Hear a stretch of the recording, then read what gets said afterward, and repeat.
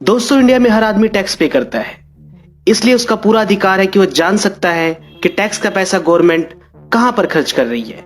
और हर नागरिक को सरकार से सवाल करने का पूरा अधिकार है, और यह अधिकार मिलता है आरटीआई एक्ट 2005 से।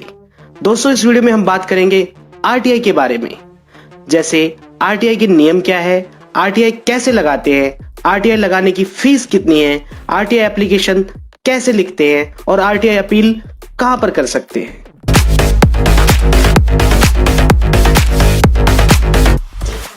नमस्कार दोस्तों, ग्लोबल मिशन फाउंडेशन के इंफॉर्मेटिव सेक्शन में आपका स्वागत है। आरटीआई एक्ट को हिंदी में सूचना का अधिकार 2005 कहा जाता है। इस एक्ट के तहत कोई भी आम आदमी किसी भी सरकारी डिपार्टमेंट से किसी भी तरह की जानकारी मांग सकता है। आरटीआई ने आम आदमी को जागरूक व मजबूत बनाने में बड़ी भूमिका निभाई है। आरटीआई का कानून पूरे भारत देश पर लागू है।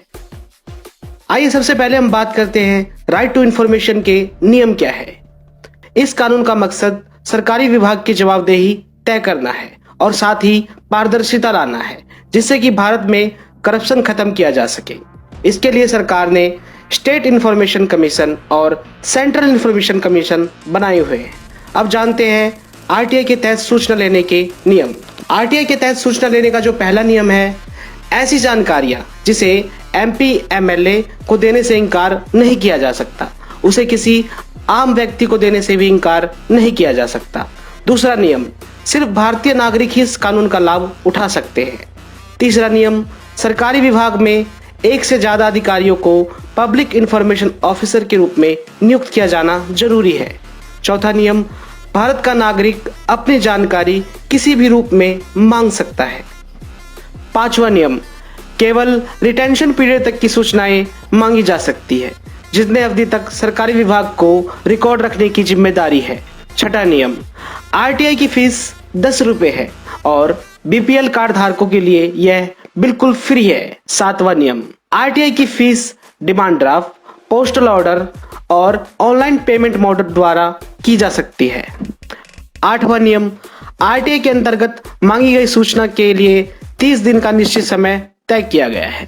अगर पीआईओ यानी कि पब्लिक इंफॉर्मेशन ऑफिसर सूचना देने में 30 दिन से अधिक समय लेता है तो इसके बाद आपको बिना फीस के सारी सूचना दी जाती है।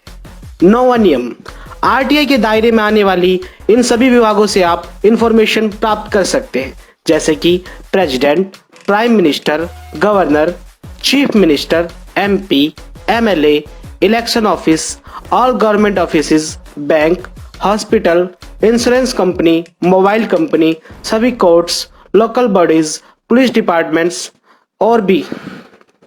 आइए अब जानते हैं आरटीआई एक्ट कहां पर लागू नहीं होती। ऐसी कौन सी जानकारियां आरटीआई के तहत नहीं ली जा सकती।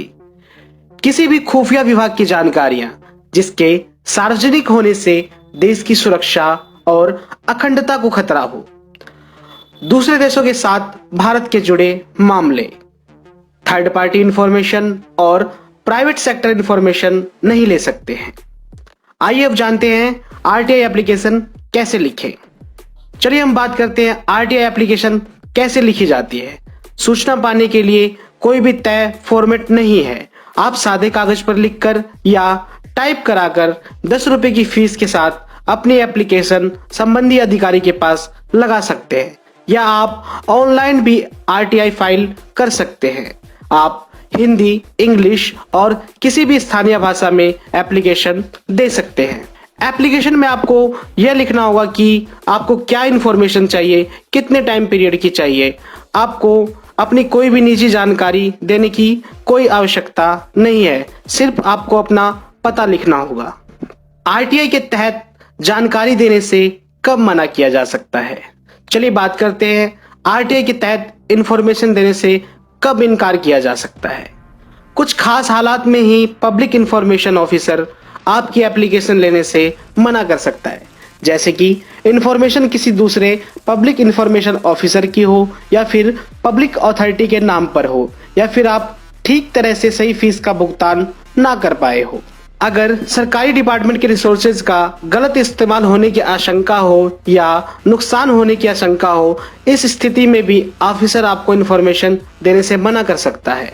अगर ऑफिसर आरटीआई के तहत एप्लीकेशन को रिजेक्ट कर देता है तो एप्लीकेंट को कुछ इन्फॉर्मेशन जरूर देगा, जैसे कि रिजेक्शन का रीजन, टाइम पीरियड की जानकारी, जिससे कि आप फर्दर अपील में जा सकते हैं, और फर्स्ट अपीलियंट की अथॉरिटी का नाम और पता, जहां पर आप अपनी एप्लीकेशन की फर्दर अपील कर सकते हैं। अगर कोई अधिकारी इन्फॉर्मेशन देने से मना करता है या फिर जानबूझकर देरी करता है या फैक्ट छुपाने की कोशिश करता है तो इसके लिए आप अपील कर सकते हैं, और ऐसा करने पर पीआईओ पर प्रतिदिन के अनुसार 250 रुपए और अधिकतम 25,000 रुपए तक जुर्माना लगाया जा सकता है। अब हम बात करेंगे अपील के अधिकार के बारे में।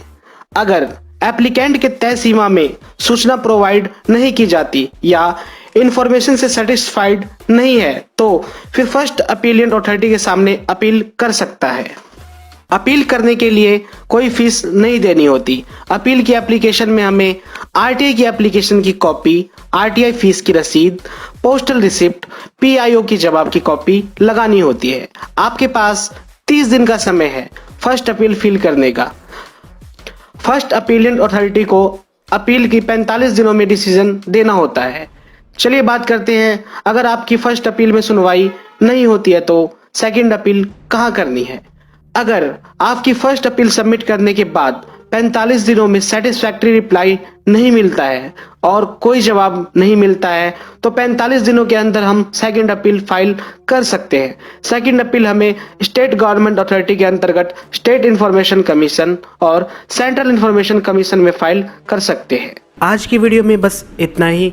अगर आपको हमारी वीडियो पसंद आई हो तो वीडियो को लाइक और शेयर ज़रूर कर दें और चैनल को सब्सक्राइब कर लें ताकि भविष्य में आने वाली इन्फॉर्मेटिव वीडियोस आपको मिलती रहे। अगर आपके पास हमारे लिए कोई सुझाव है तो कमेंट बॉक्स में ज़रूर बताएं। जय हिंद, जय भारत।